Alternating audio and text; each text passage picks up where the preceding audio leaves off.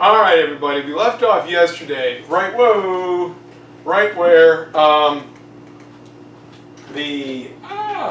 there we go.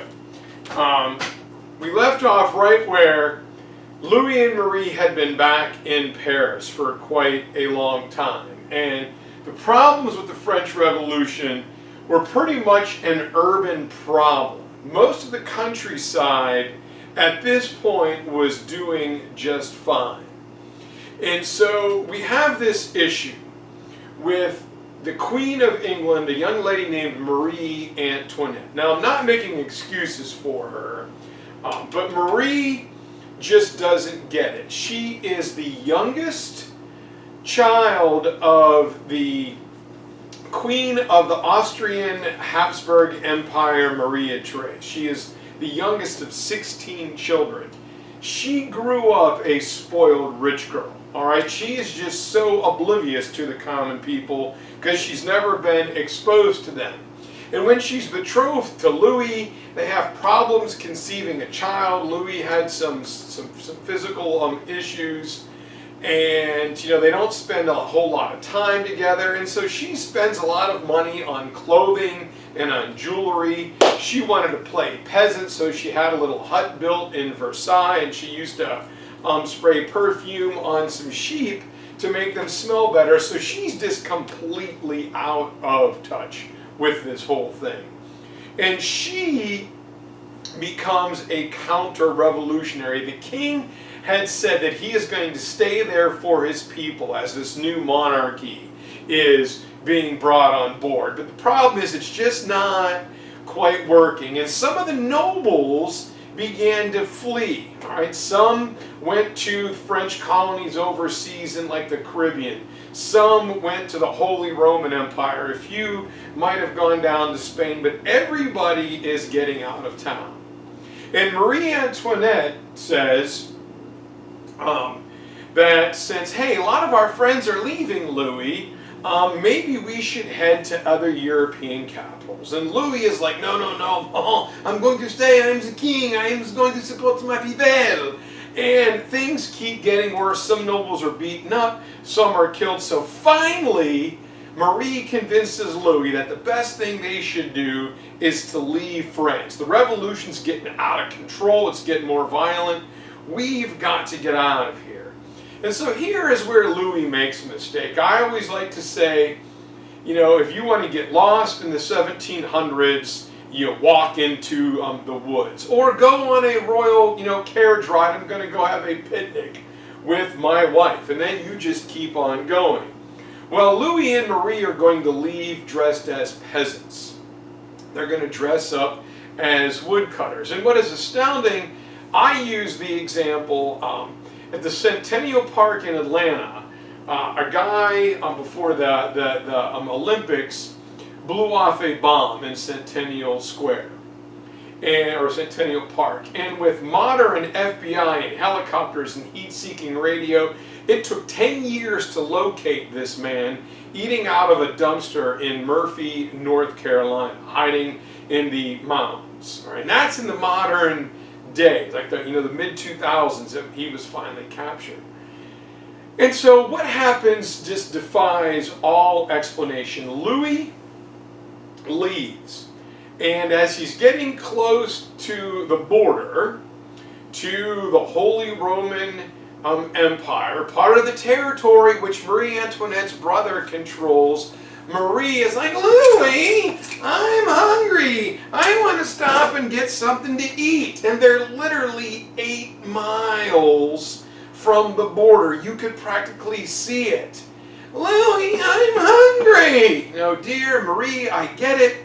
Just hold on another 20 minutes, half hour, and I'll get you whatever you want. We'll go to the Holy Roman Empire Starbucks and you can have everything. But Louis, I'm hungry now. All right, dear, just hang on. And she keeps going because, again, she's out of touch. She's a spoiled little girl. Louis, I'm hungry. So finally he's like, pull over in the next village.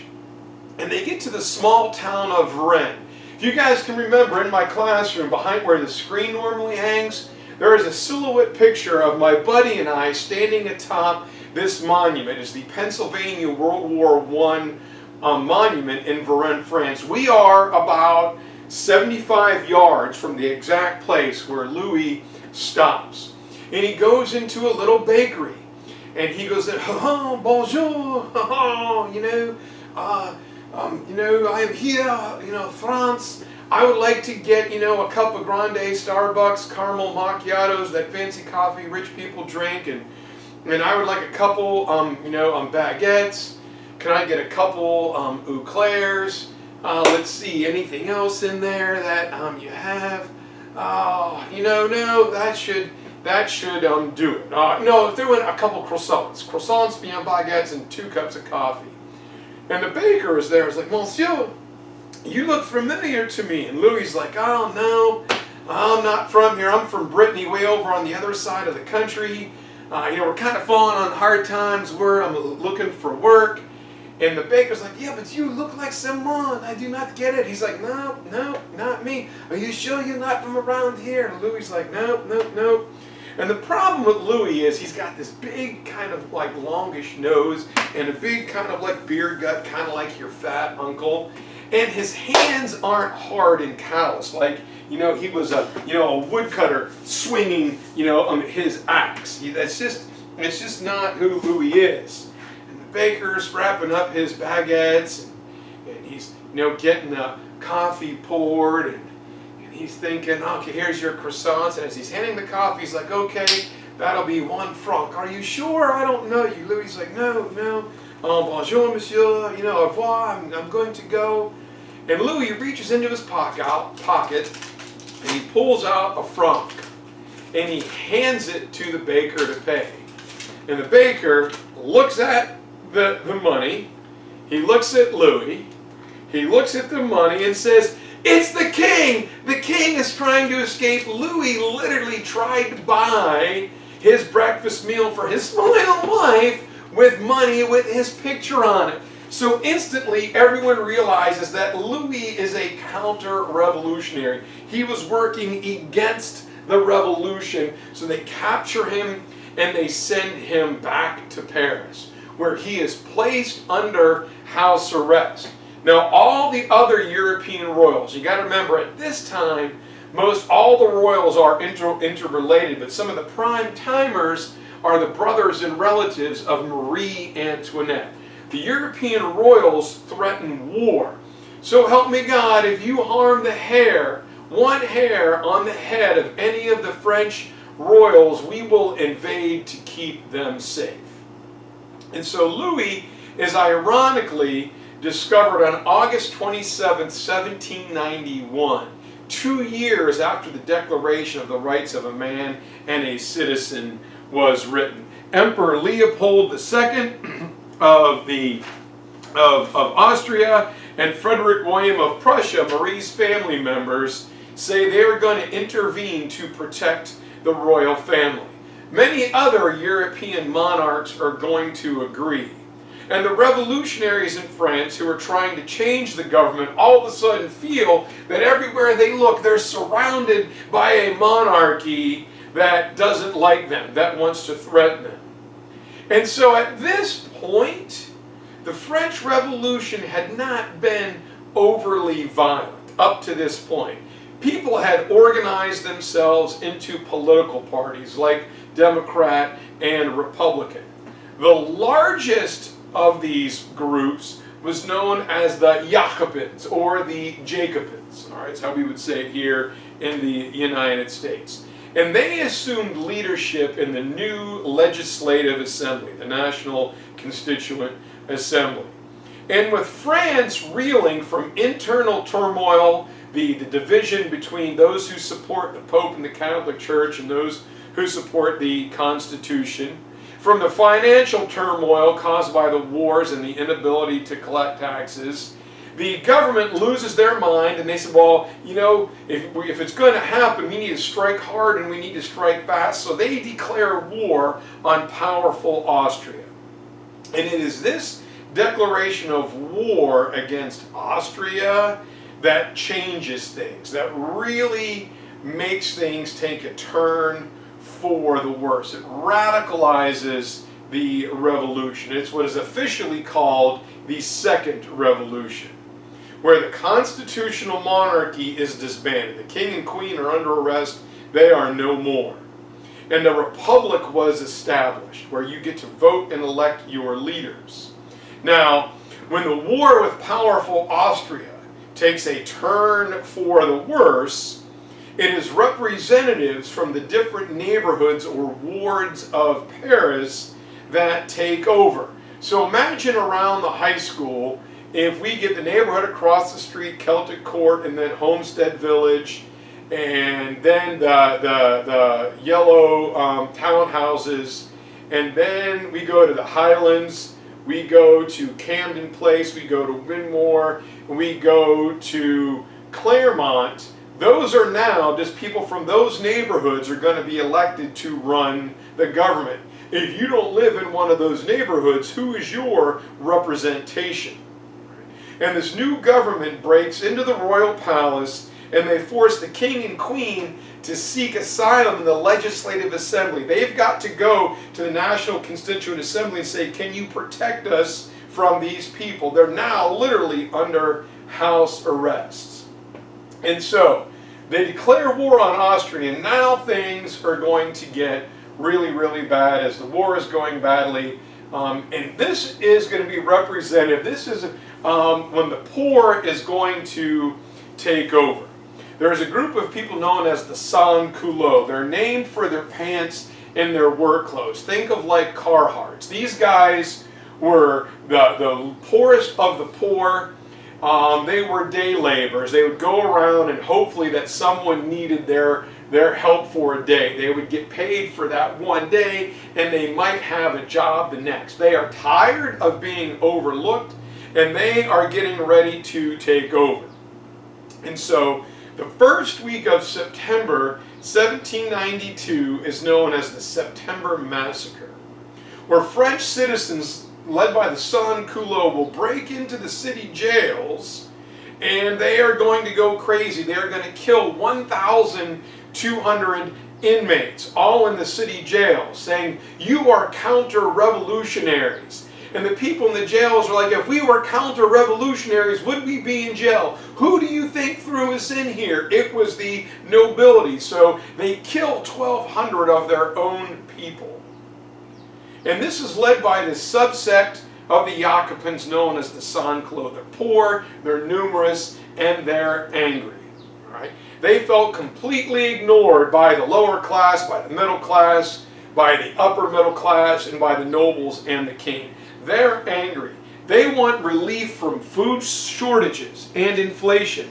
All they want to be able to do is feed their people, their families. They hate social class distinction. And they want a government that is going to enforce universal male suffrage, where they get to vote too. And so this forces the National Constituent Assembly to create another democratic constitution. In the United States, again, how many do we have? One. In France, we're now on like 3 or 4. But since they're powerful, the sans-culottes forced the convention, the assembly, to declare France a republic.